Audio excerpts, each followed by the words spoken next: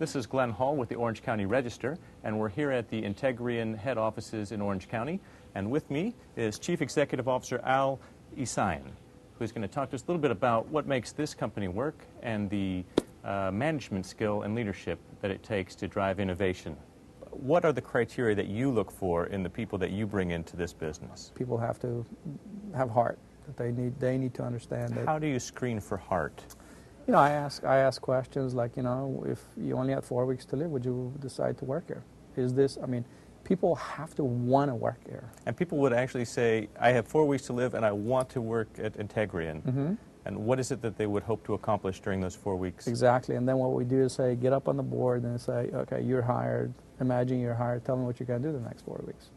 It's really important for people to have an opinion. We hire people that want to be owners, that want to come in and innovate and disrupt, not necessarily disrupt the company, but that fundamentally they believe in themselves. So you've got an office here full of people who want your job. Absolutely. As and a you're matter okay of with fact, that? I'm completely okay with it. As a matter of fact, if they didn't, I would be worried, because startup companies and innovative companies, the fuel that drives our growth is the ambition and the commitment of its people. I can honestly tell you what we started 4 years ago, the ambition of that company was maybe this big.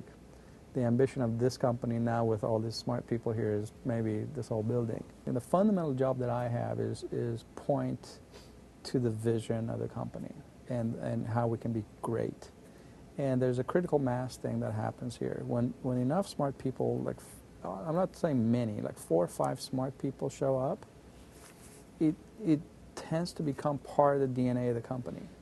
So now every other person that is attracted becomes, you know, equally, I mean, that's one of the things, is like I always say, hire people smarter than you. Why? Because there are times where you're going to run out of ideas.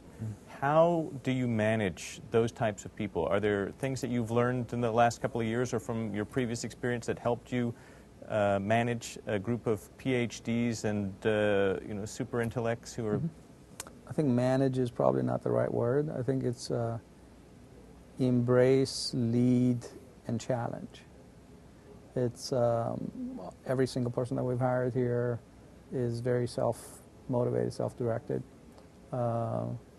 Obviously, my job is to make sure that we're coordinated, that we're working for a common cause. We don't tell people how to do their jobs. We tell them where we want to go, and they innovate our way there. Now, one of the other things I've heard you say, and maybe you could break down this word for us, but this idea of being unreasonable. You know, one of my favorite sayings is that the access to being unstoppable, the access to being unstoppable is being unreasonable. And unreasonable has 2 definitions. One is being a difficult person. The other is to giving up your reasons and acting. Because oftentimes, you know, I used to find myself, a long time ago, not recently, that I would stop myself from acting. Acting, you know, because it's difficult, acting because of fear of the unknown or fear of something. Mostly it's fear of nothing. So I came up with this thing, I basically say impossible is nothing. Because whatever you were committed to, whatever you visualize and you're committed to, and you are in commitment, it could be a year, it could be 10 years, and you act accordingly.